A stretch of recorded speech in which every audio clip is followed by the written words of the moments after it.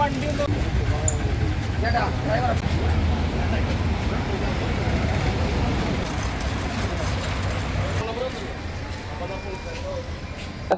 സജി എവിടെ ചേട്ടൻ ബസ്സിൽ ഞാൻ പോത്തേം കൊടുക്കും വെഞ്ഞാറം കൊടുക്കും അവിടുന്ന് യാത്ര ചെയ്യുന്നത് ഏകദേശം കുറെ ദൂരം കഴിഞ്ഞപ്പോഴത്തേക്ക് ബസ് അശ്വതമാറ്റം ഓടിയത് ഹമ്പൊന്നും ചവിട്ടാത്ത രീതിയിൽ നമ്മൾ തെറിക്കായിരുന്നു ബാക്കിൽ തെറിക്കായിരുന്നു നമ്മൾ. അപ്പൊ ഞാൻ ചീത്ത പറയുകയും ചെയ്തു. കാര്യം എന്തൊരു ഓട്ടിപ്പോട്ടിക്കുന്നു ഞാൻ ചോദിക്കുകയും ചെയ്തു. അതിന് നമ്മൾ സ്ഥലം അറിയാൻ വയ്യ. കുറെ കഴിഞ്ഞപ്പോഴത്തേക്ക് കണ്ടക്ടർ എന്ന് പറഞ്ഞ് ചേട്ടന്മാർ കാര്യം ചെയ്ത് സെന്ററിട്ട് നീങ്ങിയിരിക്കാൻ പറഞ്ഞു. ഞാൻ സെന്ററിൽ പോയിരുന്നു. അപ്പോൾ നമ്മൾ ഉറങ്ങിപ്പോയി. രാവിലെ ആയപ്പോഴത്തേക്കിന് ഈ 3 റോഡും ക്രോസ് ചെയ്ത് അങ്ങ് പോവുകയും ചെയ്തു. ഈ 3 റോഡും അത് സൈഡ് കൊടുത്തു. ഈ സൈഡ് തലശ്ശേരി ഈ 3 റോഡും ക്രോസ് ചെയ്ത് കയറി പോവുകയും ചെയ്തു ബസ്. പക്ഷെ എന്തോ ഭാഗ്യം കൊണ്ട് ബസ് മറിഞ്ഞില്ലെന്നേ ഉള്ളൂ. അത് പോയി നിൽക്കുന്നു. ഇതാ അവിടെ നെറ്റിൽ ഇടിയുണ്ട്. ഉണ്ട്. അത് കുഴപ്പമില്ല. എന്തായാലും ടയർ രക്ഷപ്പെട്ടല്ലോ. നമുക്ക് അത് മതി. വേറെ ആർക്കും വലിയ പരിക്കൊന്നുമില്ല. അതൊരു ഭാഗ്യം. എന്തായാലും എല്ലാവർക്കും നമസ്കാരം.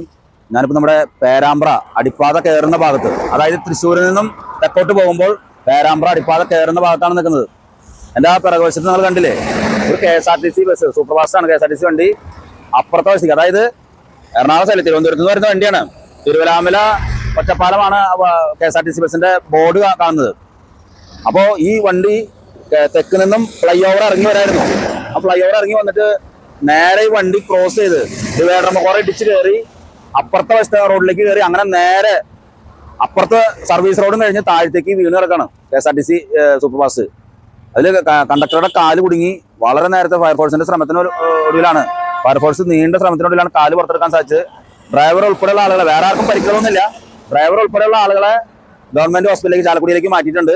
ഇതെങ്ങനെയാണ് ഈ KSRTC ബസ് അപ്പുറത്തെ വശത്തേക്ക് പോയത് എന്ന് പറഞ്ഞിട്ടുണ്ടെങ്കിൽ നമുക്ക് മനസ്സിലാക്കാൻ സാധിക്കും. നിങ്ങൾ കാണുന്ന പോലെ തന്നെ റോഡ് ഇറങ്ങി വരായിരുന്നു. ആ റോഡ് ഇറങ്ങി വരുന്നിടത്ത് നിന്ന് ക്രോസ് ചെയ്ത് ഹൈവേ ക്രോസ് ചെയ്ത് അപ്പുറത്തെ സർവീസ് റോഡും കഴിഞ്ഞിട്ടാണ് ഈ വാഹനം, ഈ KSRTC ബസ് താഴത്തേക്ക് പോയി കിടക്കുന്നത്. അതായത് താഴെ അപ്പുറത്തൊരു വീടുണ്ട്. ആ വീടിന്റെ താഴ്ഭാഗത്തേക്കാണ് വീണ് കിടക്കുന്നത്.